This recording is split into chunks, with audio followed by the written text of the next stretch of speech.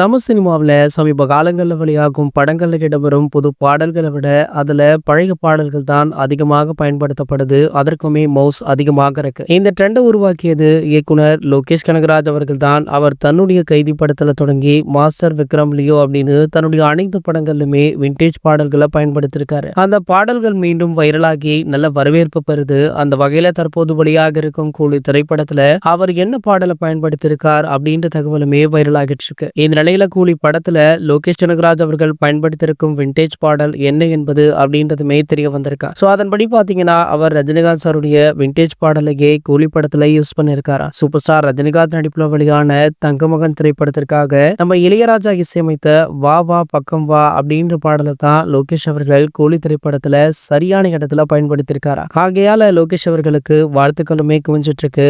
இந்த திரைப்படம் பாத்தீங்கன்னா இன்று உலகம் முழுக்க ரிலீஸ் ஆகிருக்கு. தமிழகத்துல என்னதான் 9 மணிக்கு காட்சி அப்படின்னாலுமே அண்டை மாநிலங்கள்ல இந்த திரைப்படத்திற்கு ஸ்பெஷல் காட்சி போடப்பட்டிருக்கு. அதாவது காலையில இருந்தே இந்த படத்தை ரசிகர்கள் பார்த்துட்டு அவங்களுடைய விமர்சனங்களையுமே சொல்லிட்டு இருக்காங்க. இந்த நிலையில தற்போது படம் என்று ரிலீஸ் ஆவதால ரசிகர்கள் முதல் பல பிரபலங்கள் வரை சூப்பர் ஸ்டார் ரஜினிகாந்த் அவர்களுக்கு வாழ்த்து தெரிவிச்சிருக்காங்க. சோ அதன்படி பாத்தீங்கன்னா நம்ம அஜஸ்வருடைய மனைவியான ஷாலினி இந்த படத்தை பார்த்துட்டு அவங்களுடைய கருத்தை பதிவு பண்ணிருக்காங்களாம். மேலும் பாத்தீங்கன்னா சூப்பர் ஸ்டார் ரஜினிகாந்த் அவர்களுக்கு மனதார வாழ்த்துமே சொல்லியிருக்காங்க. நம்ம ஷாலினி மேடம் பாத்தீங்கன்னா சூப்பர் ஸ்டாருடைய அதி தீவிர ரசிகை அப்படின்றது எல்லோருக்குமே தெரிந்த விஷயம் தான். அதனை மீண்டுமே நிரூபிக்கும் விதமாக கூலி திரைப்படத்துடைய FDFS காட்சியை பார்த்து அவங்க இப்படி விமர்சனம் சொல்லியிருப்பது ஒரு மிகப்பெரிய பேசு பொருளாக மாறி இருக்கு. இது போன்ற சினிமா செய்திகளை பற்றி நீங்க உடனே தெரிஞ்சுக்க நம்மளுடைய அஜித் டாக்கீஸ் சேனலை மறக்காம சப்ஸ்கிரைப் பண்ணிக்கோங்க.